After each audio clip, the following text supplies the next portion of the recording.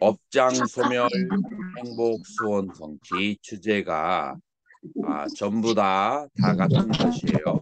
상전 스님 그쪽에 마이크를 이제 무음으로 해주세요. 자, 그래서 업장 소멸 네, 업장 소멸 행복 소원 성취 이것이 다 같은 흐름을 가지고 있는데요. 여러분들은 이제 이게 불교의 가장 기본 개념을 여러분들이 알으셔야 돼요. 불교의 가장 부처님의 가장 근본적인 이치는 무엇이냐면은 일체 유심조예요. 그래서 화엄경이 굉장히 크고 분량이 많은 경전인데 그 경전에서 핵심 주제를 네 개의 구로 모아놓은 것을 화엄경 사구계라고 그래요. 그 화엄경 사구계가 어떻게 되느냐 하면은 약인 요교지 삼세 일체불 응관법계성 일체유심조라고 되는데 만약에 부처님의 그 깨달은 경지 부처님의 그 완성된 행복, 이것을 알고자 하는 이가 있다면 약인요교지 삼세일체불 석가모니 부처님이 아니라 모든 부처님이 행복을 성취하고 깨달음을 얻은 그 비결을 알고자 하느냐 약인요교지 삼세일체불 그렇다면은 응관법계성 응당이 이 세상에 돌아가는 이치가 일체유심조 마음 먹기에 달려 있다. 마음 하나로 이 세상이 다 이루어진다라고 얘기해요. 일체유심조는 두 가지로 나누어서 얘기할 수 있는데 하나는 내가 원하는 대로 이 세상을 가꾸고 만들어 갈 수 있다라고 하는 그러한 측면과 어떠한 상황에 있어도 내 마음먹기에 따라서 내가 불행해질 수도 있고 행복해질 수 있다라고 하는 거예요. 자, 그래서 마음먹기에 따라서 불행해질 수 있고 행복해질 수 있다라는 것은 요즘에 이제 뭐 여러 이제 경제적인 어려움들이 있는데 여기 두 사람의 비유를 한번 들어보자고요. 한 사람은 어떤 사람이냐면 집이 10채가 있다가 여러 가지의 땅값이 떨어지고 주식이 문제가 생겨서 5채의 값으로 폭락을 한 사람이 있다고 해봐요. 그 사람은 행복할까요? 아니면 불행할까요? 물론 그 사람은 불행할 거예요. 왜 불행해요? 집이 5채밖에 없어서 불행해요. 그런데 여기에 어떤 한 부부가 일생을 사글세를 살다가 전세로 옮겼어요. 그러면은 그 사람은 불행할까요? 행복할까요? 그 사람들은 일생을 사글세를 살다가 전세로 들어갔기 때문에 행복해요. 자, 그래서 여기에서 객관적으로만 본다면 집 5채 있는 사람하고 전세로 있는 사람하고 누가 더 행복하겠어요? 집 5채 있는 사람이 행복해야만 돼요. 자, 그런데 집 5채 있는 사람이 이 상황에서는 불행해요. 왜냐하면은 과거에 매달려 있어서 그래요. 그리고 비교를 하기 때문에 그래요. 그래서 과거를 생각하면서 비교를 해서 자기 자신의 그 행복을 자각하지 못하는 경우 사람들이 많단 말이에요. 그래서 내가 무엇이 없는가를 생각하기 전에 내가 가지고 있는 것이 무엇인가를 생각을 해보고 가지고 있는 것에서 감사를 하게 되면 그러면은 그 사람은 행복을 누릴 수가 있다라고 그렇게 말할 수가 있는 거예요. 자, 이것은 일체유심조가 마음먹기에 따라서 불행이 행복으로, 행복이 불행으로 그렇게 느껴질 수 있다라고 하는 것에 예라고 할 수가 있어요. 자, 그러므로 여러분들은 앞으로 행복을 원한다면은 어떻게 생각을 해야 하느냐면은 내가 지금 현재 가지고 있는 것에 대해서 감사하는 마음을 가져야 된다. 자, 그렇다면은 앞에 있는 것에 비교해서 적은데 어떻게 감사를 할 수 있는가라고 할 때 여러분들은 이것을 알아야 돼요. 내가 지은 엄만큼 나는 지금 현재의 최고의 상태를 가지고 있다. 내가 지은 업의 상태에서 봤을 때 나는 매일매일과 매 순간순간이 최선의 상태에 있다라고 하는 것을 여러분들이 이해해야 돼요. 이것을 일일신이라고 그래요. 이 세상의 모든 것이 내가 심은 것을 떠나서 오는 것이 아니에요. 자, 그래서 여러분들은 또 하나의 법칙을 알아야 되는데 그게 바로 인과의 법칙이에요. 그래서 이 세상에 있는 것은 인과를 떠나서 아무것도 존재하지 않는다라고 하는 것을 여러분들이 이해하고 믿어야 돼요.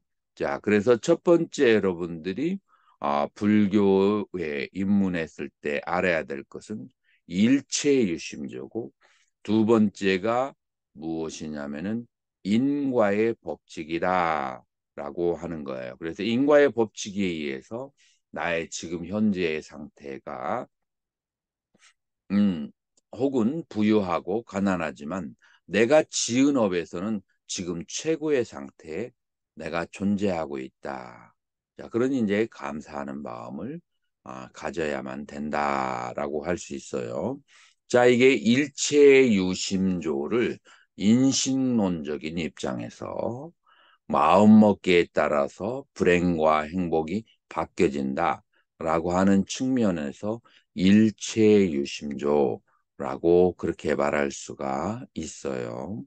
자, 그러면 우리는 존재론적인 측면의 일체유심조, 내 마음 먹은 대로 내 인생을 내 현실과 환경을 바꿀 수가 있다라고 하는 측면 속에서의 일체유심조를 한번 우리는 생각해 볼 수가 있어요.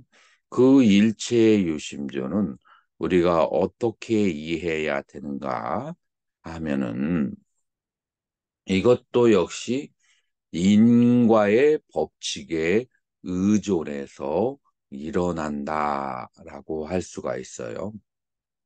자, 그런데 이것은 조금 더 구체적으로 말하면 생각, 염력의 법칙이에요.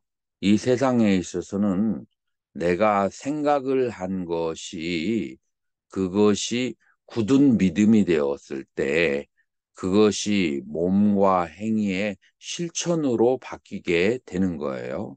자, 그렇기 때문에 여러분들의 생각이 굳건해질 필요가 있어요.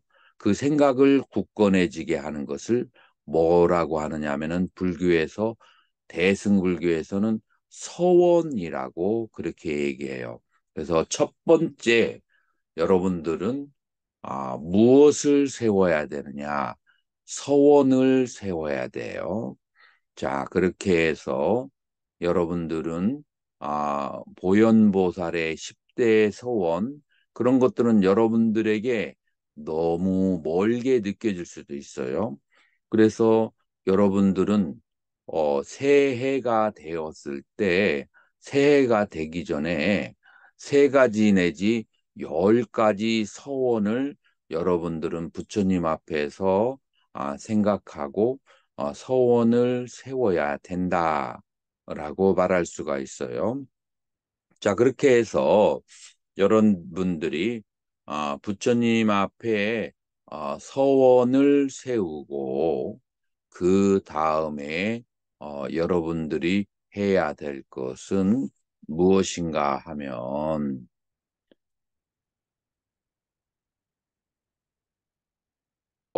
하도록 하겠습니다. 자, 그래서 이제 네, 우리가 대통령님. 어디까지 얘기가 되었느냐 하면은 서원이라고 하는 부분, 그 부분까지 얘기가 되어졌어요. 네, 님, 네네. 새해부터 하시면 다시 해주시면 좋겠는데요. 지금 여기 네, 알겠습니다. 되거든요. 이거 네, 지금 스피커폰으로 그냥 말씀만 좀 들어도 되겠습니까? 이거 너무 네, 신중하게 듣다가 지금 꺼져갖고 애가 탑니다. 네. 그러면은 네. 스피커폰으로 연락을 해주세요. 지금 이런 식으로. 네, 지금 스피커폰입니다. 영상 통화로 하는데. 영상 통화요? 꺼지지 않을까요? 지금 이렇게 네, 요렇게. 폰으로. 네, 그러면 다른 사람들 잘 들리는가요? 네. 잘 들려요. 잘 들려요. 네, 그러면 이렇게 하도록 하죠. 네네네네. 네. 자, 네. 그래서 여러분들은 새해부터 어떤 식으로 이제 공부를 해야 되냐면은 새해가 오기 전에 여러분들이 서원을 세워야 돼요. 그런데 보통 서원하면은 보현보살 그런 이제 대보살들의 서원을 생각하는데 그건 여러분들에게 마음의 거리가 좀 멀어요. 그래서 마음에서 그렇게 발원이 생기지 않거든요. 그래서 여러분들의 집안일과 가정일 속에서 여러분들이 원하는 것을 한 10개 정도를 적어 놓는 거예요. 그래서 그 10개 정도를 적어 놓고서 매일매일 여러분들은 부처님 앞에 기도를 하고 마지막으로 서원을 세워야 되는 거예요. 자, 그런데 여러분들이 서원을 세운다라고 하는 것은 아까 설명드린 것처럼 염력의 법칙에 의존해 있는 거예요. 그 염력의 법칙.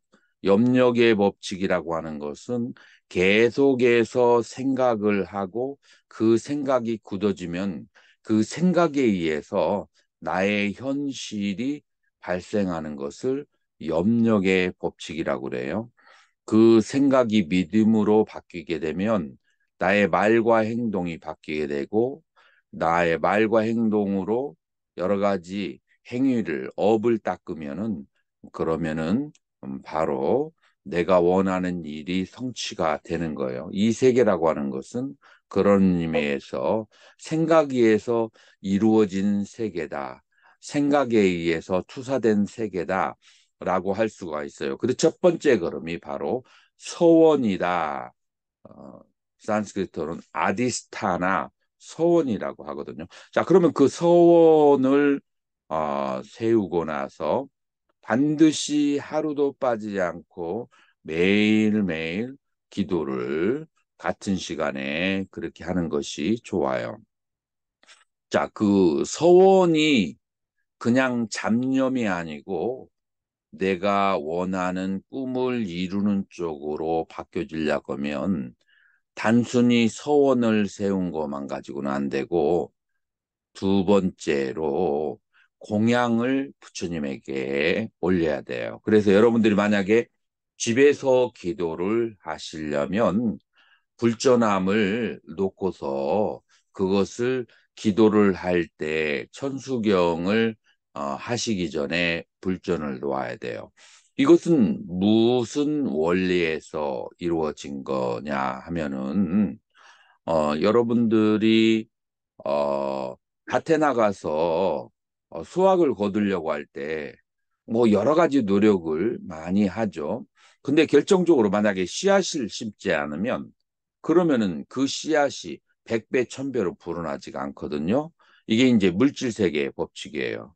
그래서 여러분들이 물질과 그 다음에 형상과 관련된 어떤 그런 서원을 세우려면은 물질과 관련된 서원은 불전함에 보시하는 거고 아름다워지기를 원한다면 그러면은 주변 정리를 깨끗하게 하는 거, 이 두 가지의 행위를 통해서 우리는 서원의 씨앗을 심는 거예요.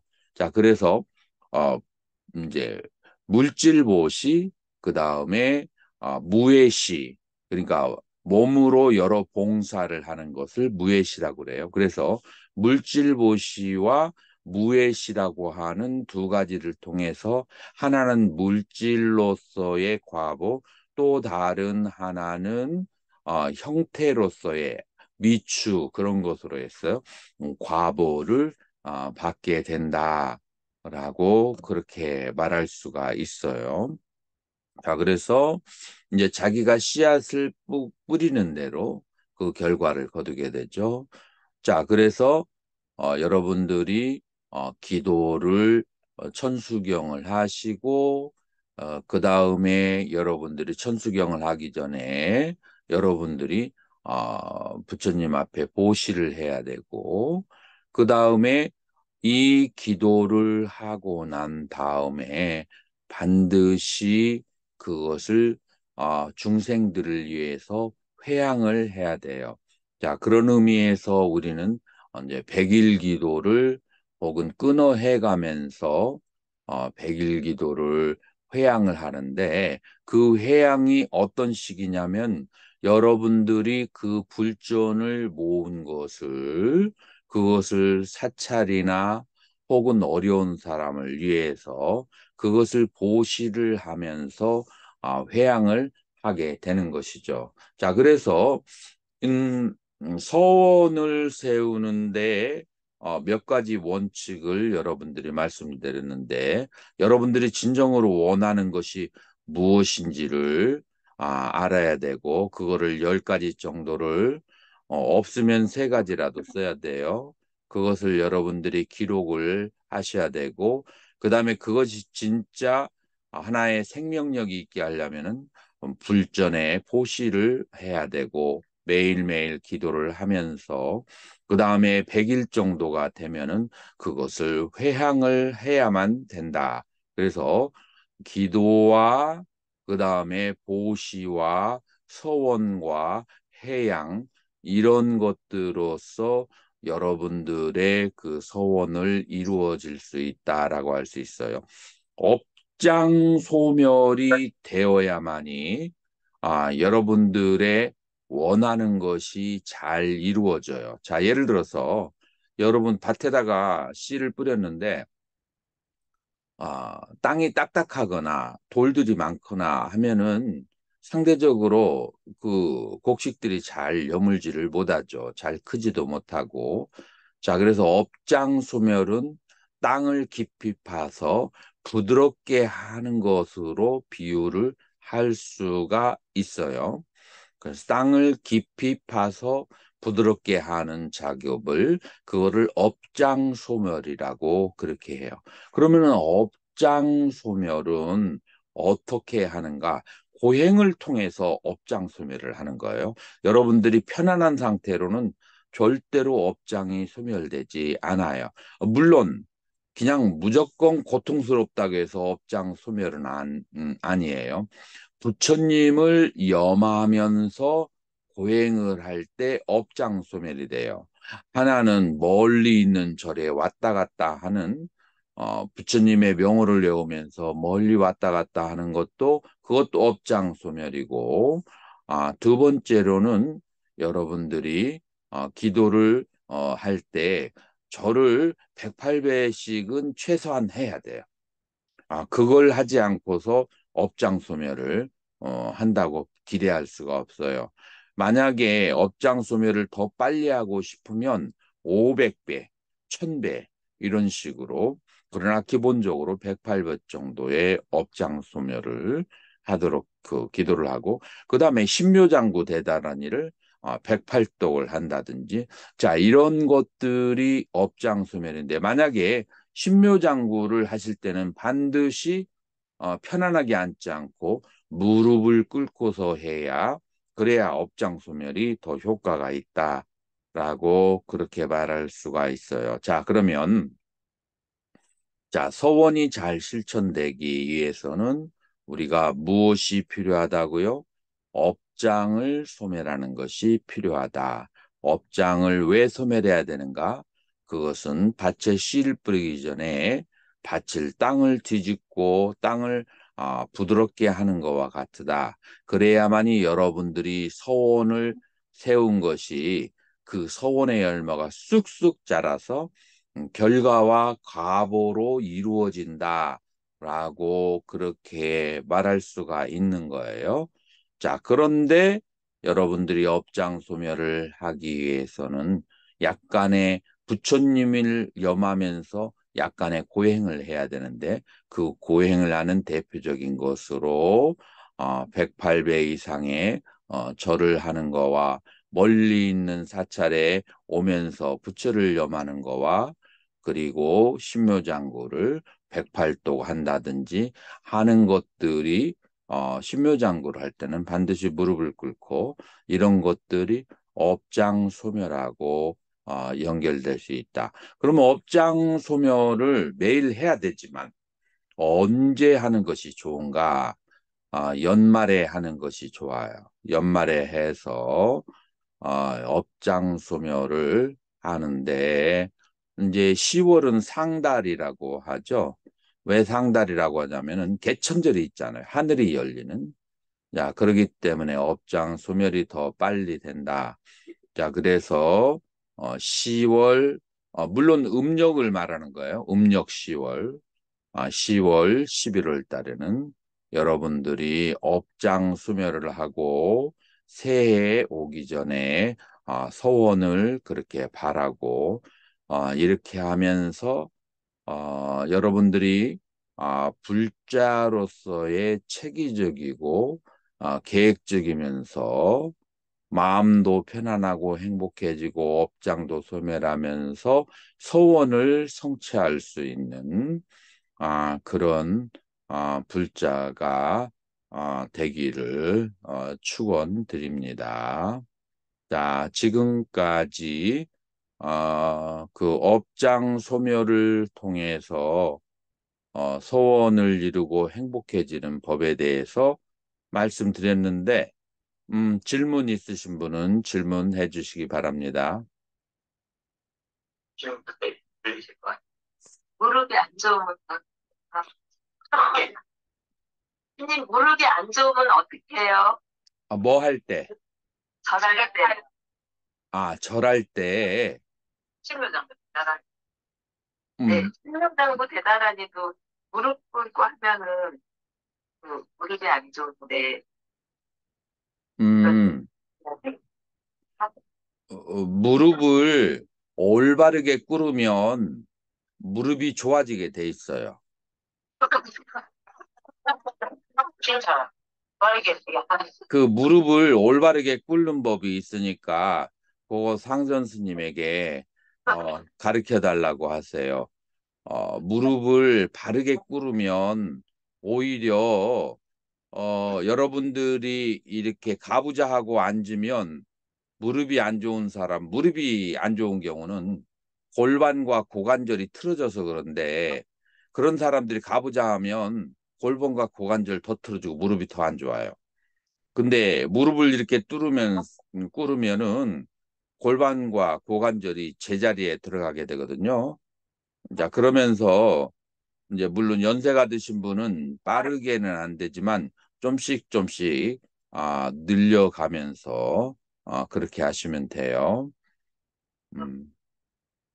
이제 그래도 이제 뭐 병원의 의사의 권고를 받은 분들은 이제 거기에 맞는 자세를 가지고, 무릎 자체가 안 좋은 사람이 기도하는 것 자체가 고행이니까 이제 그때는 이제 본인의 상황에 맞춰서 그렇게 앉아서 하시면 돼요. 네, 네, 감사합니다. 박수 한번 주세요.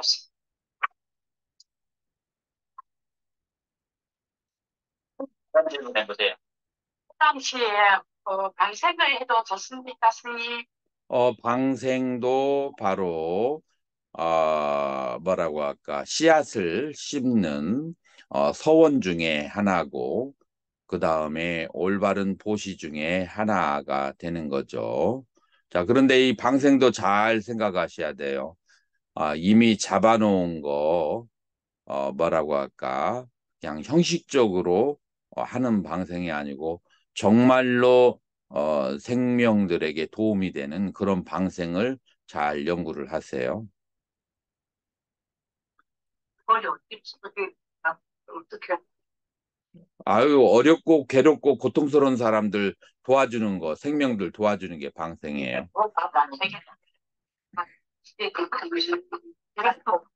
예, 그 방생이라고 하는 것은 무외시에 들어가는 거예요. 그래서 남들에게 친절하게 해주는 거, 몸이나 그 다음에 말로 친절하고 따뜻하게 위로해주는 거, 그 다음에 고통 속에 있는 사람 도와주는 거, 그게 전부 다 방생이에요.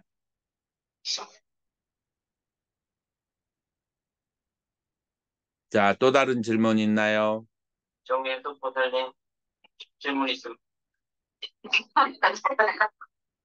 그럼 스님, 무예시의 방법에 그것 말고도 다른 게 여러 가지가 있을 텐데, 그런 부분에 대해서 한 번 더 좀 알려주죠. 포괄적인 거 있잖아요. 무외시라고 하는 것은 빨리 열어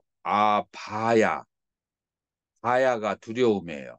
두려움, 공포, 괴로움. 두려움, 공포, 괴로움에 있는 사람들을 도와주는 그 모든 행위가 무예시예요. 그런데 뭐를 빼고 제보시는 일본에 있었잖아요. 그래서 물질로 보시하는 것은 일본에 있었으니까 이번 물질 위에 사람들이 물질이 없는 사람도 있잖아요. 물질 위에 우리가 가지고 있는 것은 손이나 아니면 같이 걸어주거나 그 몸으로 하는 일을 도와주는 거 하고 그다음에 말로 도와주는 것 이제 말로 편안하게 해주는 거 그런 것들이 전부 다 무예시에 속한다. 그래서 언어와 행위로서 남의 고통을 덜어주고 남을 두려움에서 벗겨주는 것 그런 것들을 전부 다 무예시라고 할 수 있고 제보시는 물질로서 보시를 하는 것이고 그 다음에 세 번째로 부처님의 가르침과 관련된 보시를 하는 것은 법보시라고 하죠. 그래서 보시에는 크게 세 가지 종류가 있는데 무예시, 법보시, 제보시 이렇게 세 가지가 있다. 자, 그런데 어떤 사람이 생색을 많이 내는 사람이 있어요, 없어요? 보시를 하면서. 자, 그러면은 생색을 할 바엔 차라리 앉는 게 나을까요? 생색을 하더라도 하는 게 나을까요? 하는 게 하는 게 나이긴 나이도. 그래서 부처님의 가르침 속에서는 생색을 내더라도 하게 되면 생색을 내면 과보가 크지는 못해요. 그런데 그 보시를 받은 대상에 따라서 나중에 부처님의 깨달음을 얻을 수 있는 커다란 인연이 되는 게 보시가 되기 때문에 그래서 어떠한 상태의 보시라도 보시는 아름답고 정당하다라고 할 수가 있어요. 또 다른 질문이 있을까요? 반갑습니다. 김한나라고 합니다. 네, 다른 건 모르겠고 절에를 진주에서 산천까지 자주 왔다 갔다 하거든요. 그렇게 네. 혼자 가는데 그렇게 기도를 야무지게 하진 않아요. 그냥 절하고 그냥 제 생각 이야기하고 제가 바라는 게 이야기하고 뭐 이렇게 하고 그리고 한 10분 이상을 절에 머물지가 않고 오거든요. 근데 가는 시간 한 2시간 왔다 갔다 2시간 반. 전화했고 기도하는 시간 10분, 한 10분에서 20분 이래도 될 겁니까, 교수님? 속대가 처음이에요. 그래서 그런 생각 안 드세요? 한두 시간 갔다가 10분 있다가 돌아오는 것이 너무 아깝다는 생각 안 들어요? 우리가 산천 구경을 다 하고 옵니다. 아, 그거는 기도라고 할 수 없어요. 산청 구경이 아니고 그 차 안에서 연불 테이프를 틀어놓거나 법문 네, 테이프를 들으면서 기도를 하고 혹은 법문을 들어야 그래야 이제 그것이 그 참다운 기도라고 할 수 있고 만약에 뭐 경치 보고 그다음에 이바구 하고 그다음에 라디오 듣고 그러면서 가는 것은 기도가 아니고 그냥 놀러 다니는 거죠. 그래서 그 과부가 조금 많이 약하겠죠? 스님, 기도를 정해놓고 할 때요, 네. 시간이 없어가지고 돌아다녀가면서 이렇게 해도 되는지 모르겠어요. 어떤 때 시간이 없어서 이게 어, 그래서 어, 일에 가면서 안 되든가 그렇게 해도 되는지 모르겠어요. 아무래도 집중력이 떨어지지 않겠어요? 집중력이 뛰어나면 그렇게도 할 수 있는데, 초보자라면은 단 30분이라도 아주 고요한 곳에서 정소를 정해놓고 시간을 정해놓고 하는 것이 좋겠고, 그거는 잠을 조금 저녁이나 새벽에 줄이면서 한 30분 정도 하고, 그 다음에 돌아다니면서 하는 것은 그 시간을 넓게 해서 채우는 것으로 그렇게 보조적인 것으로 하는 게 좋을 것 같아요. 알겠습니다. 질문해주세요. 네.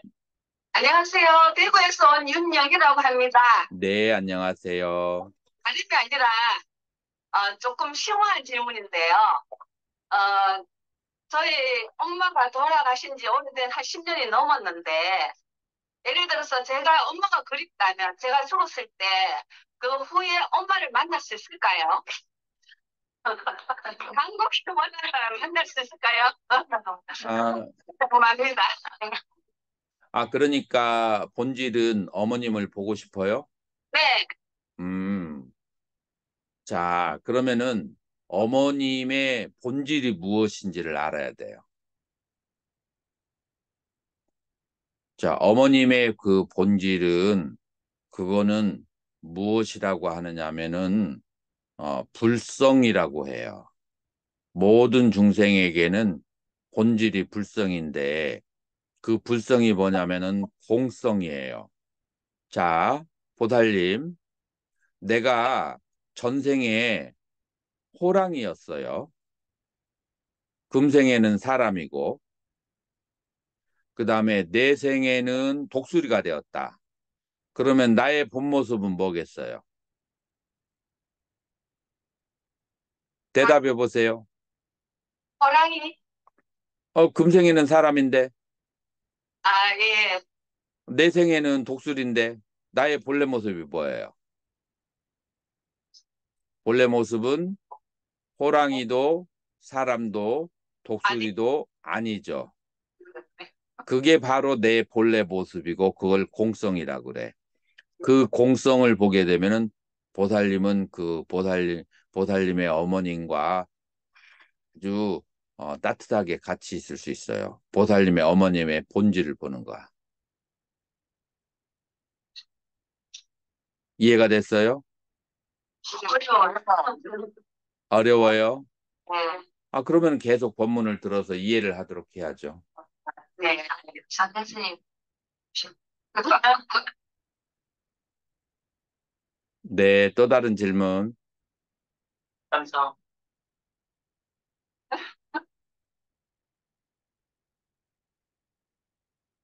보살님이 한마디. 보살님 70세 대표. 저는 지금 질문이 생각이 안 납니다. 네. 대원의 대원의 없는 얘기에 대한 우리 성모님. 네네네. 제가, 스님, 제가 최근에 어떤 분이 저를 이용해서 이제 회사에 불이익을 끼치게 하고 손해를 이제 사기를 쳤어요. 그런데 그분이 이제 회사를 그만두고 나가면서 지금도 이제 본인은 이제 금전적인 취득을 하고 그걸 말로는 잘못했다 저한테 이렇게 문자로는 보내면서 이제 버젓이 다니면서 이렇게 뭐 그 돈을 이용해서 뭐 사채를 이렇게 놓는다든지 막 그렇게 하는 모습을 보고 그분이 정말 믿거든요. 근데 그 마음 자체를 제가 깔아앉히고 싶은데 그게 잘 안 돼요. 그렇게 하는 방법을 좀 알려주세요. 근데 그분을 자주 만나는 그런 환경인가요? 아니요, 지금은 안 봐요. 예. 아, 안 봐요. 안 방법이 보면은 쉬워요. 안 보면은 이제 보살님은 어떻게 생각하는 되냐면 전생에 보살님이 그분 밑에서 일을 했는데 그분이 이제 이렇게 일에 대해서 잘 모르고 여기저기 왔다 갔다 해. 그런데 보살님에게 자식에게 문제가 생겼어. 그래서 5억 원이 꼭 필요했는데 이 사람은 이 돈이 있는지 없는지도 몰라. 그래서 그 5억 원을 횡령을 했어. 그래가지고 마음속에서 그런 뭔가 죄책감이라든지 그런 생각들이 있었는데 그거를 이번 생에 태어나서 까먹고 있다가 빚을 갚았다라고 생각하세요. 이해가 됐어요? 네. 근데 이거는 내가 한 말이 아니고 네. 달마대사의 이사행론이라고는 수행해 있는데 내가 나에게 손해를 끼치고 안 좋은 일은 네. 인연에 의해서 전생의 그 업보에 의해서 만들어진 것이고 내가 전생에 이렇게 빛을 떼먹은 사람이 나에게 금생에 와서 내 빛을 떼먹거든요. 그렇기 때문에 전생의 빛을 갚은 것으로 그렇게 보아라. 이게 인과의 법칙이에요.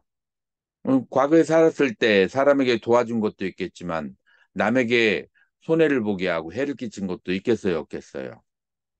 있겠다. 그래서 남에게 그 해를 끼친 그 과보가 금생에 나에게 와서 내 빚이 갚아졌어. 이제 그걸 다른 말로 하면 보살님에게 마이너스 통장이 있는데 5억이 있다라고 해봐요.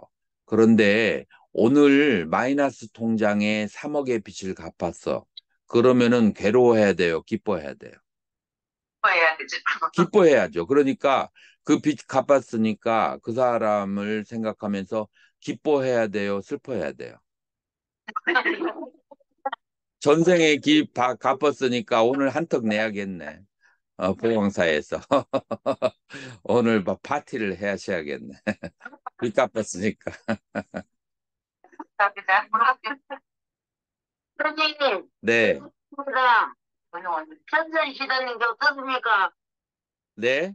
또 무슨 괜찮습니까?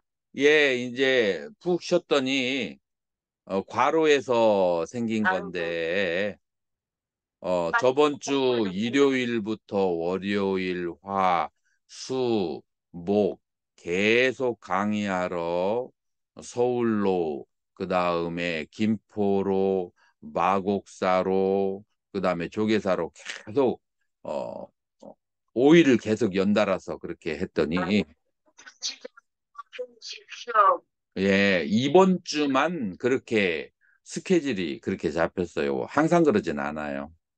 네, 그래, 일로도 가시고 하던데. 네, 아이고, 그거는 염려하지 마세요. 네, 스님, 한 가지 제가 마지막, 기도를 저희는 제 시간이 못할 경우에 좀 이렇게 마음이 좀 그럴 건데, 왜 제 시간이 기도를 이렇게 해야 되는지 말씀해 주시면 좋겠습니다. 그게 뭐냐면은 여러분들 그 의사가 식사도 그 시간 맞춰서 하라고 하거든요. 왜냐하면은 몸이 그 시간이 되면은 반응을 해요. 자동적으로. 그래서 음식을 먹으려고 위에서 유액이 나와요. 근데 안 먹던 시간에 먹으면 유액이 안 나와서 소화가 잘 안 되거든요. 그래서 습관을 길들여 놓으면 몸이 자동으로 반응하고 그 시간이 되면 몸이 저절로 기도하는 모드로 가요. 그래서 제 시간에 하면 좋은데 이제 사람이 살면서 여러 가지 환경 때문에 그렇게 못할 때는 또 그때는 어쩔 수 없이 거기에 맞춰서 살아야 되죠. 너무 뭐라고 할까 원칙에 집착하는 것도 그것도 바람직하지 못해요. 그래서 그 시간대로 하되 시간을 맞추지 못하면 다른 시간으로 또 바꿔서도 할 수 있는 그런 것도 중요해요. 네. 그러니까 마지막 누가 하실 분? 네. 그 사적인 스님 사적인 문제 때도 되겠습니까? 아, 저기 제가 한 13년 정도 됐어요. 저희, 저희 언니한테 그 억을 넘는 땅을 자기가 기획부동산이더라고요. 샀는데 한 군데도 아니고 두 군데를 샀는데 언니를 믿고 형제라고 그래 언니를 믿고 이제 샀는데 거기에 그쪽에 가보니까 아예 50년이 돼도 발전이 안 된다 그래요.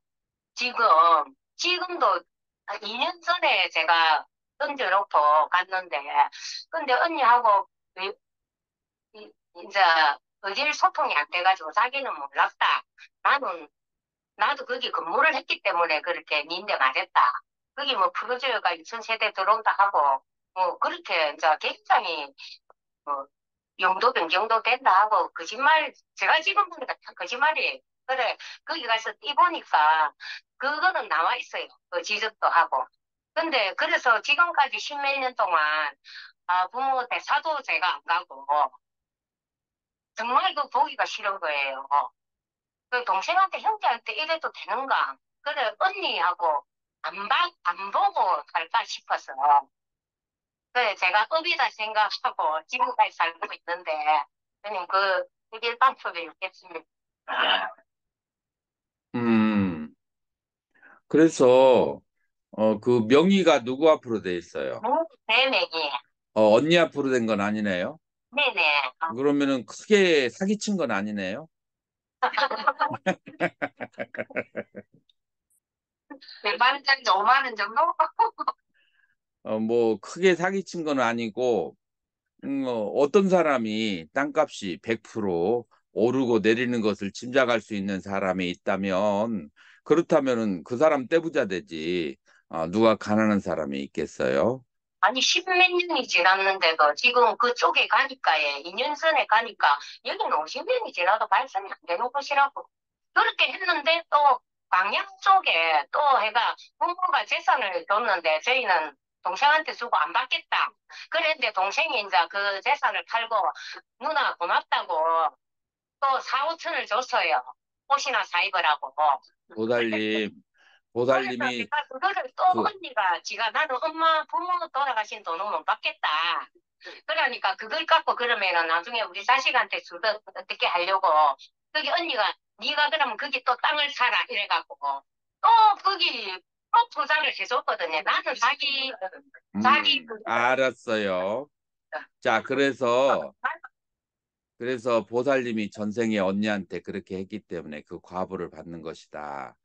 라고 그렇게 생각하고 그래서 보살님의 마이너스 통장에 보살님 목소리 들어보니까 2억은 지금 이제 빠졌네.